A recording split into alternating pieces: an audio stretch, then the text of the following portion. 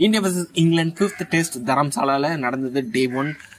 ஆக்சுவலா England team first வந்து பாத்தீங்கன்னா இந்த 5th டெஸ்ட் மேட்சை பொறுத்த வரைக்கும் டாஸ் ஜெயிச்சு ஃபர்ஸ்ட் பேட்டிங் செஞ்சாங்க.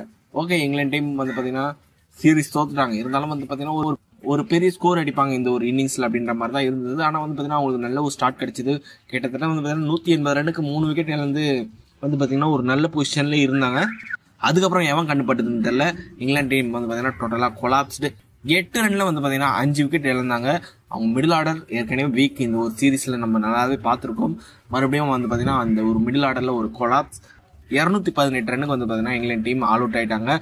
இங்கிலாந்து டீமை பொறுத்த வரைக்கும் வழக்கம் போல ஜாக் கிராலி, பென் டக்கட் ஒரு நல்ல ஒரு ஓப்பனிங் பார்ட்னர்ஷிப் கொடுத்தாங்க. முக்கியமா ஜாக் கிராலி எல்லா இன்னிங்ஸ்லயும் நல்லா விளையாடுறாரு. ஒரு செஞ்சுரி அடிச்சிருக்கலாம் இந்த ஒரு சீரீஸ்ல. அவர் வந்து பாத்தீங்கன்னா எல்லா மேட்ச்லயும் நல்ல ஸ்டார்ட் கிடைக்குது, ஆனா செஞ்சுரியை மட்டும் மிஸ் பண்ணிடுறாரு. எப்படியோ குல்தீப் யாதவ் அவர் விக்கெட் எடுத்துடுறாரு செஞ்சுரி அடிக்க விடாம. ஜாக் கிராலி ஒரு 79 ரன் அடிச்சிருந்தாரு. பென் டக்கட் ஒரு டீசன்ட் ஸ்டார்ட், அவருக்கு 27 ரன். ஹோலி போப் தேவையில்லாம ஒரு ஸ்டம்பிங் 11 ரன்ல அவுட். ஜோ ரூட் நல்லா விளையாடிட்டு இருந்தாரு.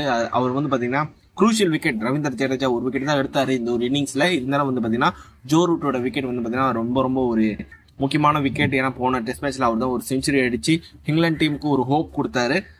பேஸ்டோ நம்ம முன்னாடி அடிச்சாரு. அதுக்கப்புறம் வந்து பாத்தீங்கன்னா அவரும் அவுட் ஆயிட்டாரு. பென் ஸ்டோக்ஸ் வழக்கம் போல பேட் ஃபார்ம், அதுவும் குல்தீப் அகைன்ஸ்டா வந்து பாத்தீங்கன்னா ரொம்ப ஸ்ட்ரகிள் பண்றாரு.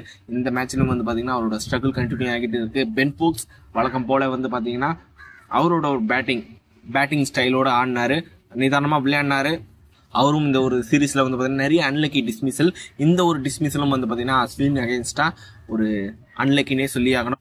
பென் ஃபோக்ஸ் 24 ரன்ல அவுட். அதுக்கப்புறம் Tom Hartley, Mark Wood, Shoaib Bashir, James Anderson இவங்கெல்லாம் வந்து பாத்தீங்கன்னா டைல் தான். இவங்கெல்லாம் வந்து பாத்தீங்கன்னா ஈஸியா அஸ்வின் வந்து டிஸ்மிஸ் பண்ணிட்டாரு. ஆக மொத்தத்துல அஸ்வினுக்கு 4 விக்கெட், குல்தீப் யாதவுக்கு 5 விக்கெட், ரவீந்திர ஜடேஜாக்கு 1 விக்கெட். மொத்தமா வந்து பாத்தீங்கன்னா இந்த ஒரு ஃபர்ஸ்ட் டேல ஸ்பின்னர்ஸே எல்லா விக்கெட்டும் எடுத்துட்டு இருந்தாங்க. யாருமே எதிர்பார்த்திருக்க மாட்டாங்க ஃபர்ஸ்ட் டேலயே வந்து பாத்தீங்கன்னா, அதுவும் செகண்ட் செக்ஷன்லயே வந்து பாத்தீங்கன்னா இங்கிலாந்து டீம் ஆல் அவுட் ஆவாங்க அப்படின்ற மாதிரி, அதுவும் ஸ்பின்னர்ஸ் எல்லா விக்கெட்டும் எடுப்பாங்க அப்படின்றதெல்லாம் யாருமே நினைச்சிருக்க மாட்டாங்க. ஃபர்ஸ்ட் செக்ஷன்ல வந்து பாத்தீங்கன்னா ஃபாஸ்ட் பவுலர்ஸ் நல்லா போட்டாங்க, முகமது சிராஜும் ஜஸ்பிரீத் பும்ராவும். ஆனா வந்து பாத்தீங்கன்னா ஸ்பின்னர்ஸ் வந்து பாத்தீங்கன்னா சூப்பரா பவுலிங் போட்டு விக்கெட் எடுத்தாங்க. இதுக்கு முழு காரணமும் வந்து பாத்தீங்கன்னா குல்தீப் யாதவ் தான் ஃபர்ஸ்ட் வந்து பாத்தீங்கன்னா விக்கெட் எடுக்க ஆரம்பிச்சாரு. அதுக்கப்புறம் தான் வந்து பாத்தீங்கன்னா ரவீந்திர ஜடேஜா, அஸ்வின்லாம் வந்தாங்க. முக்கியமா ரவிச்சந்திரன் அஸ்வின் கடைசி 4 விக்கெட் தான் எடுத்தாரு. அதுக்கு முன்னாடி வந்து பாத்தீங்கன்னா ஒரு 7 ஓவர் 35 ரன் கிட்ட இருந்தாரு. அவருக்கு பெருசா விக்கெட்டே கிடைக்கல. இந்த இங்கிலாந்து இன்னிங்ஸை பொறுத்த வரைக்கும் எனக்கு 2 விக்கெட் ரொம்ப பிடிச்சிருந்தது. முக்கியமா Kuldeep Yadav versus Zak Crawley, அந்த விக்கெட் வந்து பாத்தீங்கன்னா சூப்பரா இருந்தது. நல்லா டாஸ் பண்ணி போட்டாரு, ஆஃப் சைட்ல போட்டாரு. நல்லா வந்து பாத்தீங்கன்னா ஸ்பின் ஆகி ஸ்டெம்ப் அவுட் ஆனாரு. நல்லா இருந்தது அந்த ஒரு விக்கெட் பார்க்கறதுக்கு. அதுக்கப்புறம் வந்து பாத்தீங்கன்னா ஜோ ரூட்டோட விக்கெட், ஜடேஜா ஒரு விக்கெட் தான் எடுத்திருந்தாரு முன்னாடி சொல்லியிருப்பேன். அந்த ஒரு விக்கெட் தான் வந்து பாத்தீங்கன்னா எனக்கு ரொம்ப பிடிச்சிருந்தது. முக்கியமா வந்து பாத்தீங்கன்னா ஜோ ரூட்டோட டிஃபென்ஸ் ரொம்ப ஸ்ட்ராங். அதை உடைச்சிட்டு வந்து பாத்தீங்கன்னா LBW எடுத்திருக்காருன்னா முக்கியமா ரவீந்திர ஜடேஜாவை நம்ம பாராட்டி ஆகணும். இப்போ வந்து பாத்தீங்கன்னா இந்தியன் டீம் இப்போ பேட்டிங் விளையாடிட்டு இருக்காங்க. இந்தியன் டீம் பொறுத்த வரைக்கும் 135 ரன் அடிச்சிருக்காங்க 30 ஓவர்ல.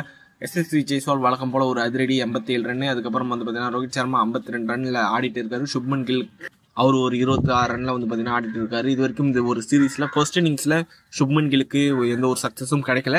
இந்த ஒரு மேட்ச்ல வந்து பாத்தீங்கன்னா அதுக்கான ஒரு நல்ல வாய்ப்பு இருக்கு. நல்லா இருக்கு பிச்சு, ஃப்ரெஷ் விக்கெட் அப்படின்ற மாதிரி தான் இருக்கு. வெயிட் பண்ணி பார்க்கலாம் டே 2ல என்ன நடக்க போகுது அப்படின்றத. ஓகே, உங்களை பொறுத்த வரைக்கும் இந்தியன் டீம் எவ்வளோ ரன்ஸ் வந்து பாத்தீங்கன்னா ஃபர்ஸ்ட் இன்னிங்ஸ்ல அடிப்பாங்க, எந்த பிளேயர் வந்து பாத்தீங்கன்னா செஞ்சுரி அடிக்கிறதுக்கான வாய்ப்பு இருக்கு, இங்கிலாந்து டீமை பொறுத்த வரைக்கும் எந்த பவுலர் அதிகமாக விக்கெட் எடுப்பா அப்படின்றதெல்லாம் நீங்க கமெண்ட் பாக்ஸ்ல டைப் பண்ணுங்க. இந்த வீடியோ பிடிச்சிருந்தா லைக் பண்ணி ஷேர் பண்ணுங்க. நம்ம சேனல் மறக்காம சப்ஸ்கிரைப் பண்ணி வச்சுக்கோங்க.